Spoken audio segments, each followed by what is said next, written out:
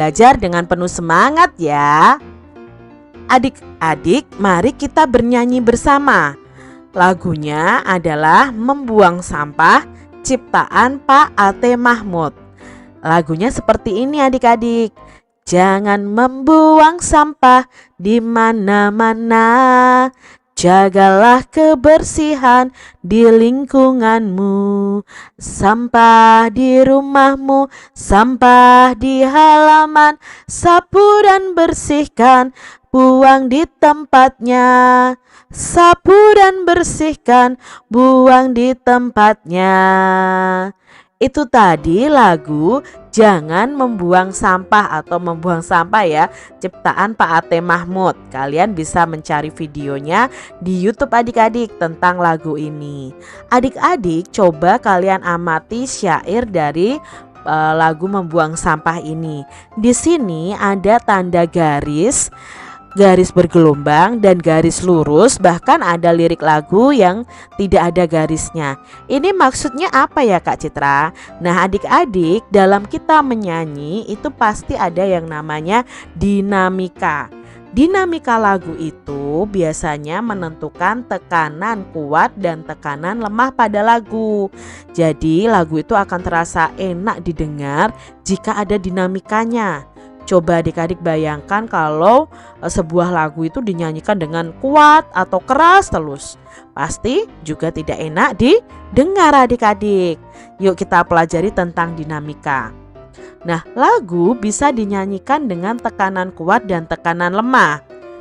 Tanda garis itu berarti dinyanyikan keras. Lalu tanda gelombang yang bergelombang itu dinyanyikan lembut, dan baris yang tidak bertanda itu dinyanyikan biasa. Jadi baris pertama pada lagu ini karena ada tanda gelombangnya berarti dinyanyikan lembut. Kalau dinyanyikan lembut itu cenderung pelan adik-adik. Baris yang keempat itu garisnya adalah garis lurus, maka ini dinyanyikan dengan tekanan yang kuat. Kalau tekanan yang kuat itu akan menghasilkan suara yang keras. Nah adik-adik, pada lagu terdapat dinamika. Dinamika itu berhubungan dengan tekanan kuat dan lemah saat menyanyikan lagu. Saat diberi tekanan kuat, lagu itu akan dinyanyikan dengan keras. Berbeda saat kita beri tekanan lemah, otomatis lagu itu dinyanyikan dengan lembut. Dengan adanya dinamika, lagu menjadi semakin enak didengar adik-adik. Jadi ya kalau membuat lagu besok ya, kalau kalian ingin menjadi pencipta lagu, kalian harus mengerti tentang dinamika lagu. Nah sekarang adik-adik perhatikan percakapan antara cicak dan kecoa ini. Kita baca bersama-sama yuk. Mengapa di sekitarmu banyak sampah dan kecoa? Tanya si cicak. Manusia selalu membuang sampah ke sini. Ini katanya si kecoa adik-adik. Jika kamu jadi manusia, apa yang akan kamu lakukan? Tanya si cicak lagi. Aku akan membuang sampah ke tempatnya. Kalau tidak, rumah akan kotor dan bau. Rumah juga akan menjadi sarang penyakit karena banyak kuman, kata kecoa. Setuju, kita harus membudayakan hidup bersih dan sehat. Nah adik-adik, dalam percakapan ini apa sih isi dari percakapan si cicak dan si kecoa adik-adik? Ya, mereka membahas tentang manusia yang selalu membuang sampah sembarangan.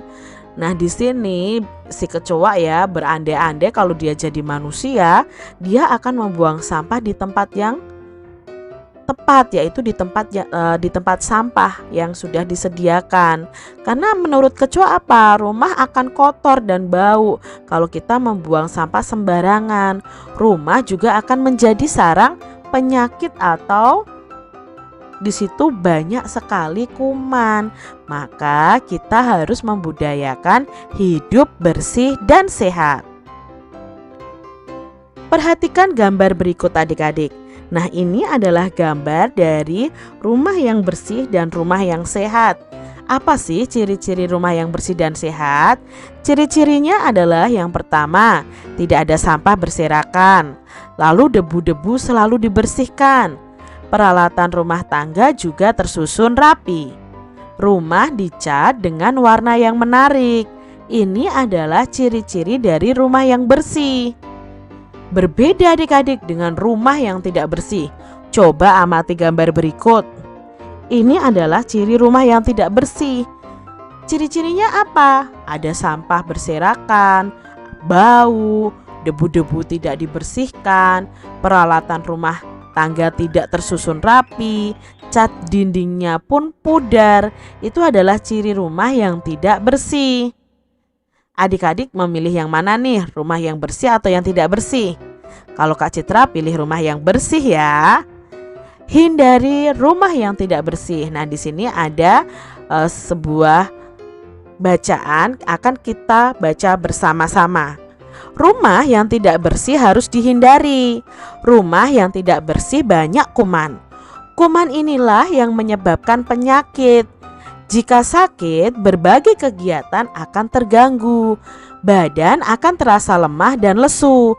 Nafsu makan pun akan berkurang. Rumah yang tidak bersih banyak penyebabnya loh. Bisa saja karena rumah jarang dibersihkan. Sampah dibuang sembarangan dan tidak diolah. Sampah akan menumpuk dan menjadi bau. Tumpukan sampah inilah yang menjadi sarang penyakit. Nah, adik-adik, ternyata ya rumah yang kotor itu banyak kumannya dan menjadi sarang penyakit. Kalau sarang penyakit pasti menyerang manusia. Otomatis manusia akan sakit dan berbagai kegiatan terganggu. Badan kita akan lemah, lesu, nafsu makan juga akan berkurang. Jadi hindari rumah yang tidak bersih. Adik-adik, dalam bacaan ini ada beberapa kosakata. Nah, ada kata kotor, ada kata sampah. Kita akan cari tahu arti dari kosakata tersebut. Nah, di sini ada kata kotor, sampah, kuman, bau. Itu artinya apa, Kak Citra? Kotor itu artinya tidak bersih atau terkena noda. Sampah itu artinya barang yang sudah tidak terpakai lagi adik-adik, yang bisa dibuang. Kuman itu artinya binatang yang amat kecil yang dapat menyebabkan penyakit. Yang keempat, bau. Nah, bau itu sesuatu yang kurang sedap ditangkap indera penciuman. Indera penciuman kita adalah hidung. Jadi ini arti dari kosakata yang ada dalam bacaan tadi. Arti kata kotor, sampah, kuman, dan bau.